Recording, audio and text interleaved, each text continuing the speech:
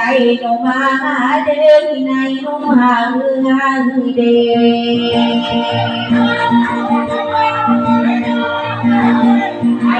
ai nó quên là nó là nó na cu người là ai cu nó ai đưa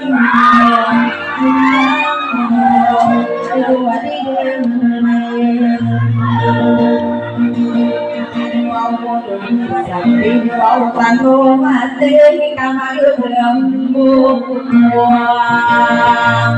ai đó mà sai mà ai lại sang ada nak moya kasakadi moya kasanuan you are the dear anh hay tôi buồn đi đeo anh xin bưng gái ta ôm anh ai đúng anh ai cả đôi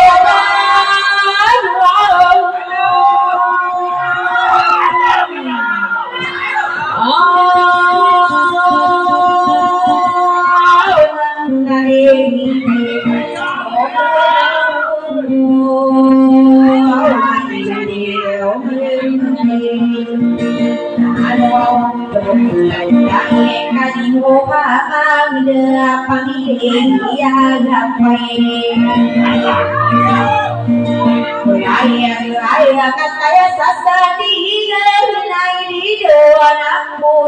Ghiền Mì Gõ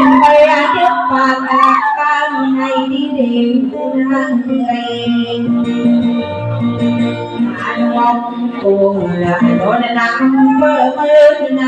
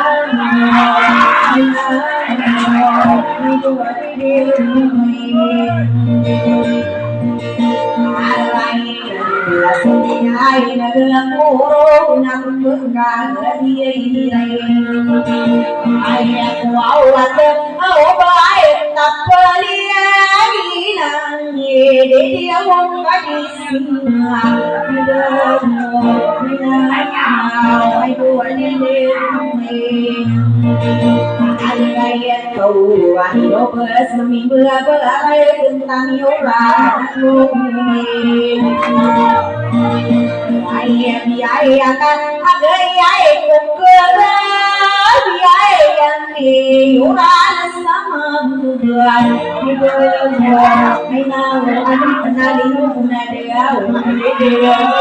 hấp dẫn. tapi akai sunyaunia dan sobrisi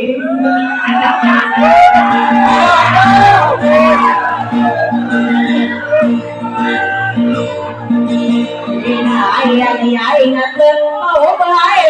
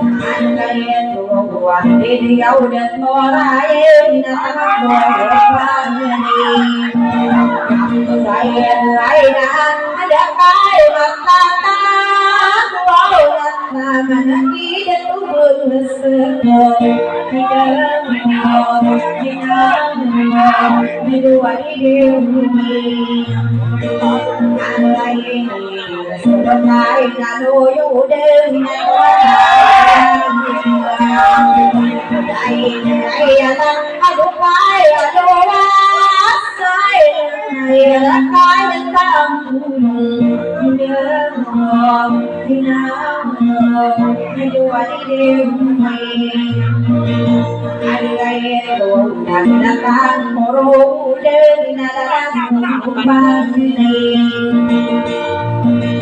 ai kau nasib pamanas tidak wasul tan paniam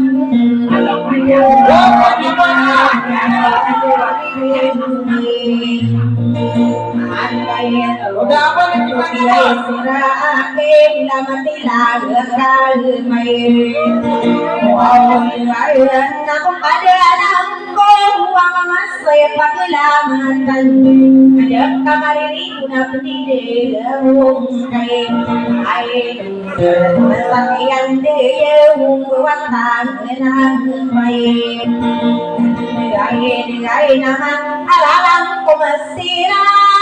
doa nanti udah itu pengisah hidup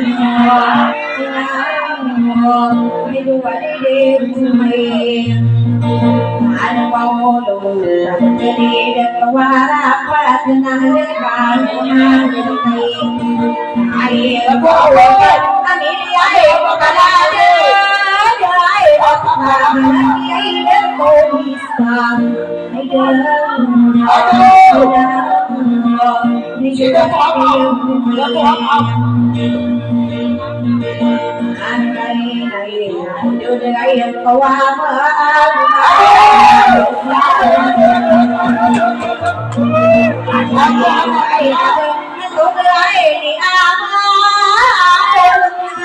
bisa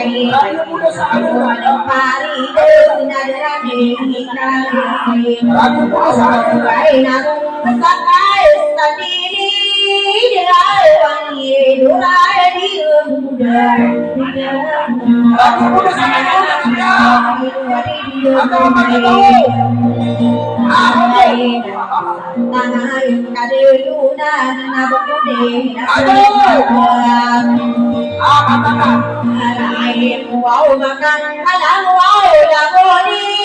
wow ni dia orang sakit sangat ni dia dia Naya unakaran nagaya galabi ay sala de paglamat nararamdaman ko lagi astikay Muhammad pamiliki agapang ay sakiyan de bentuye de to ako ay siya akan saya yang bersayang kau ini yang jatuh pasang di luar dan mau paisang lapang ini alapai sekali saja Tianina, tidak mau, hidup dia tumai, ada mau semangat kali dah hadir hati dia Aina sen, inai bari, oh, ada paru laman hidup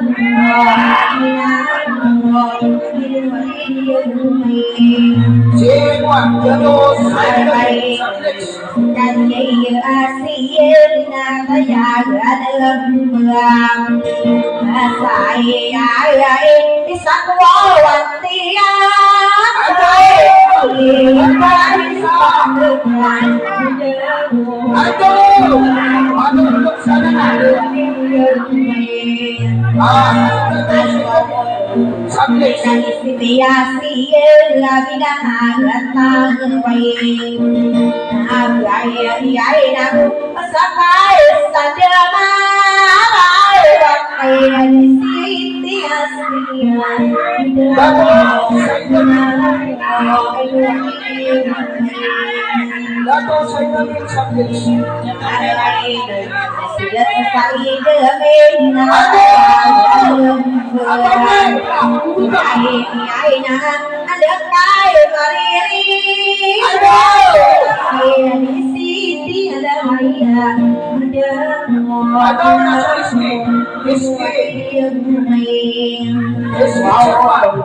Ino isa kesiraman na ididig umang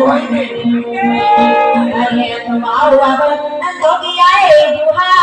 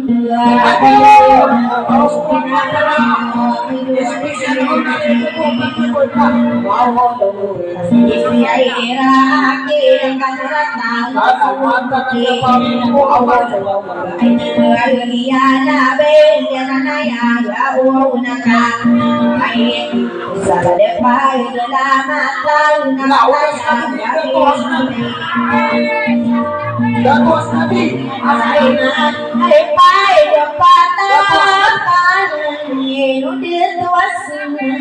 ada ada cuma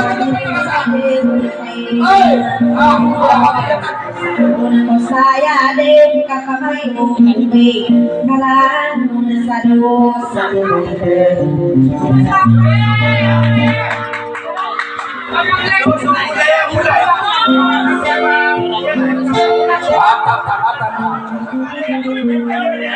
sama dengan apa kau bukan ada yang jadi samran tu.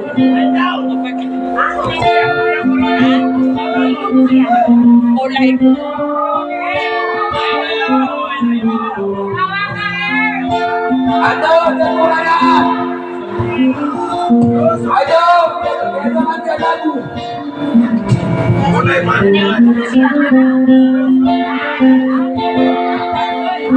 Mulai aja Ada kekurangan. Tiga turun.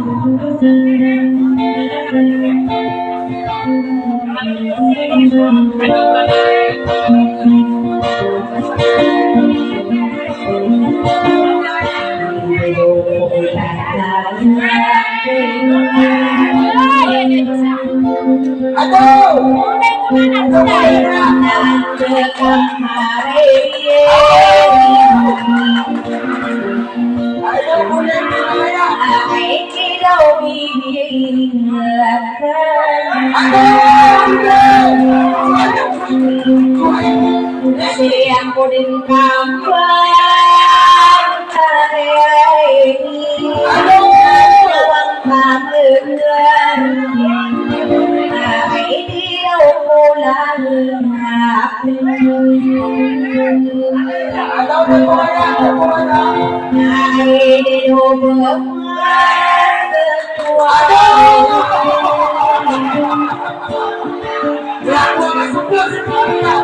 ai đi đâu cô là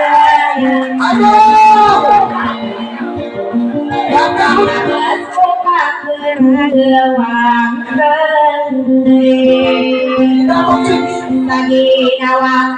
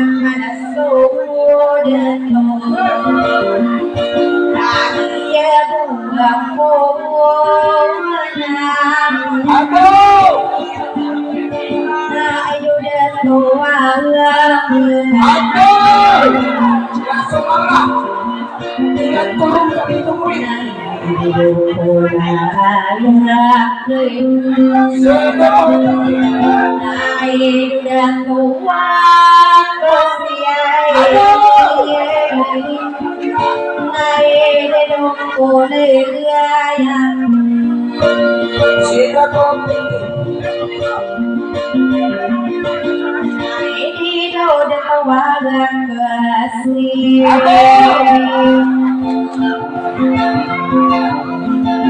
Namo gibirawa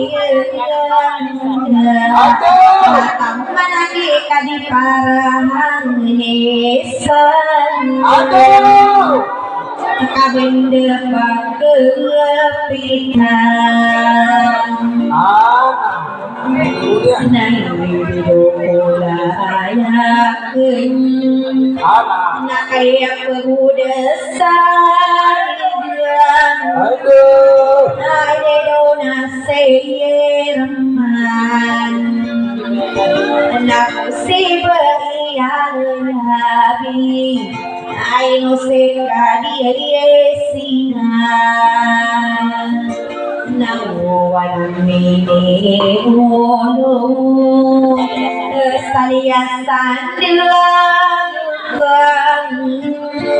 nadakan pasangan ini aidiu padi Muhammad apa milih apa enggan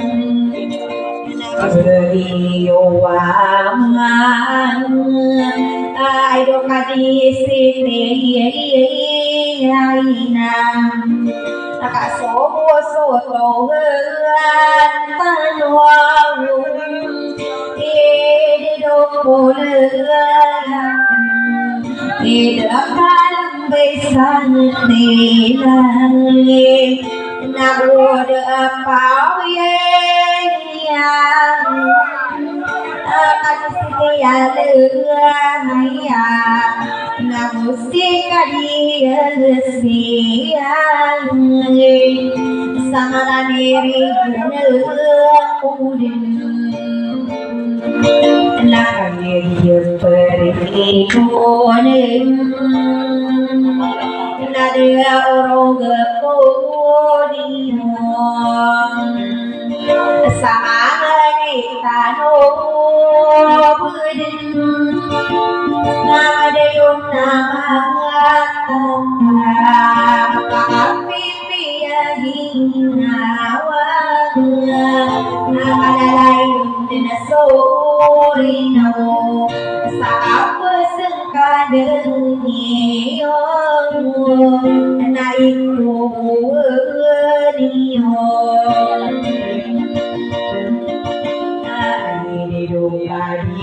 Sinang Ananaya unakarugan Aya beriang labie Sada pagelangan Sadia pataran bolong Aedo mangatong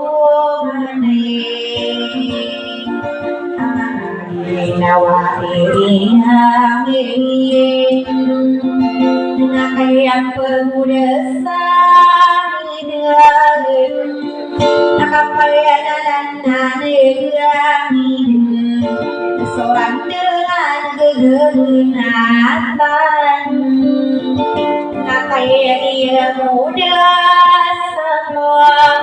Siraman sa paglayramatan Nakaniho kalibateri Naidido na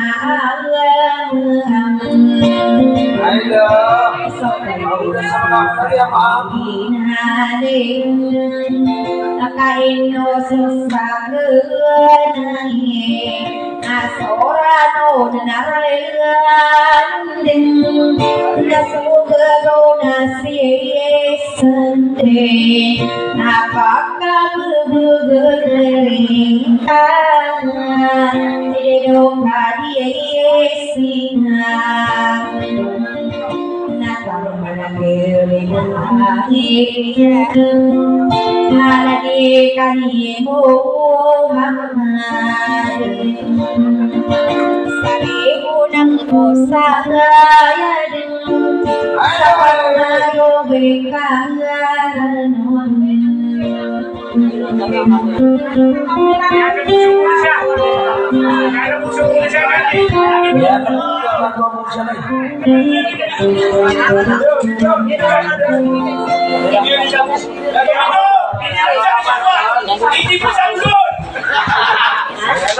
Ya, biasa itu beli lomba nasa dulu. Kami reaksi.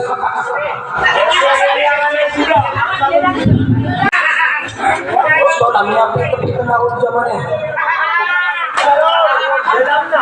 Itu mau baca apa?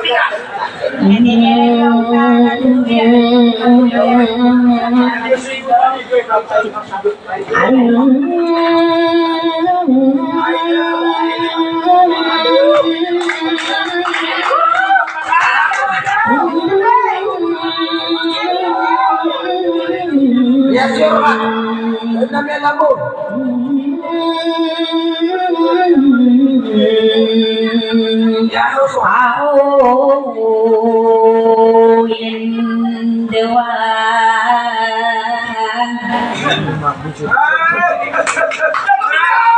Napasingkan nak kero ini buna sisaya panas subenungan bidlak kabinalingarang ko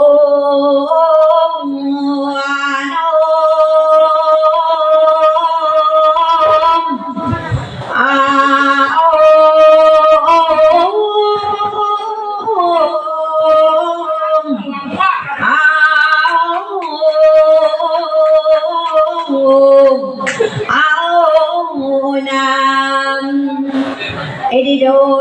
kadisina benang nalayaw ng karga na bayalabis sa paglamata na hindi daw narano ni Princess Ray na linarang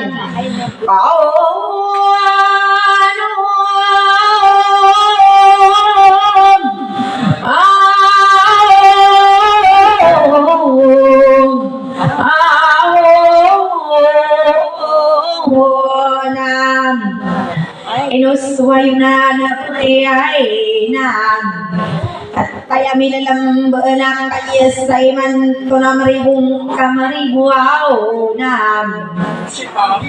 edi do mga dato na kagiyasay man to na lang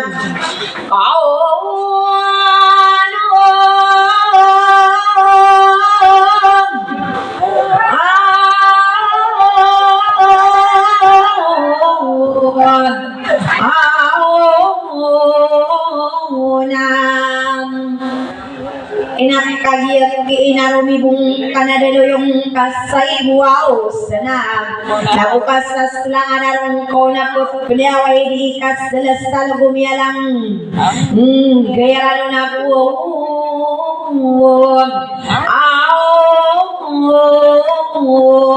suwaw panagam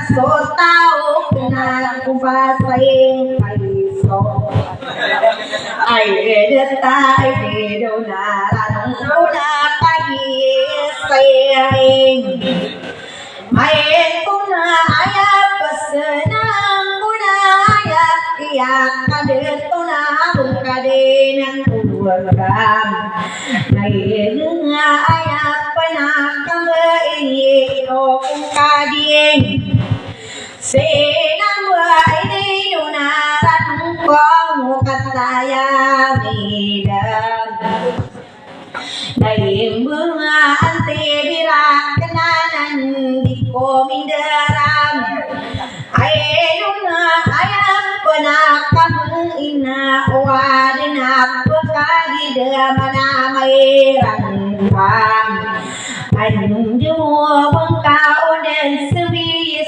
tak kedelolam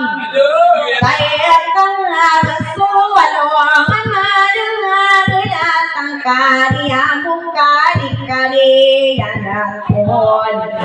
dahulu tersopan sotongan air segedebangan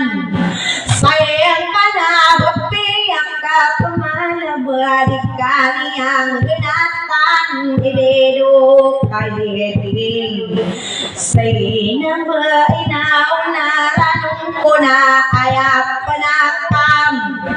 Berina amay kamanagakang ay dedong Berina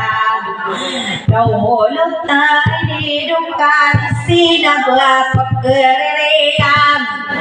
Awagan na anadip pagayunan na nadap paglamatan na panalay Sairan betara pembvideo korawan adipam Gayunan usah bepenstatamu keidedok kadeng Saina buat kabulikan satamu katalebu Dengan kadang pelayawai narangkam Sawa pepenanan kadang Aidedo nasirman Aipain dirapan Saya kakak beraya desota moksa idea nabam Bayaran ino kong istina bermangin dari tamok kalayagem pegalom Ino din sot tademan dengan kurangan Taeun ino kumahadat tamu ayak penakang ino kong kaludi Sina berpeyami ulung murayosam Orang baru bermula dengan ulu waisom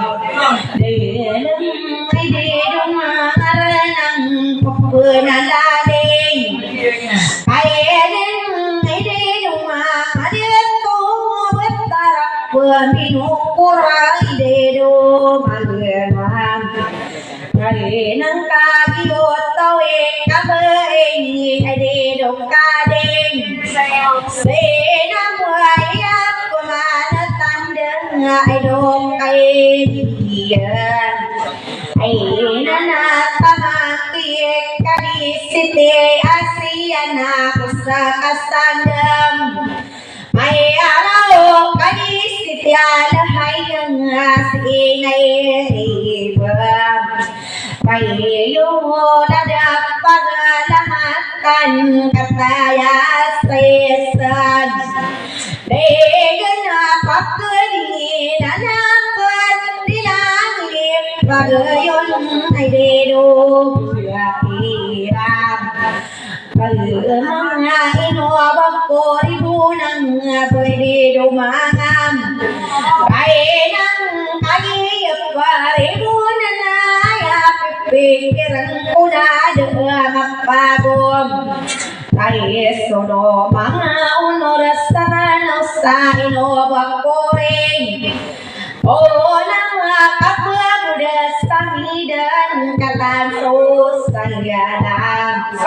Hayap ka na idedong maharanang inopamamangade Ribunan ko sayadan kamayuwi Karanong di kabuk kagagawan ay dedo nasiraman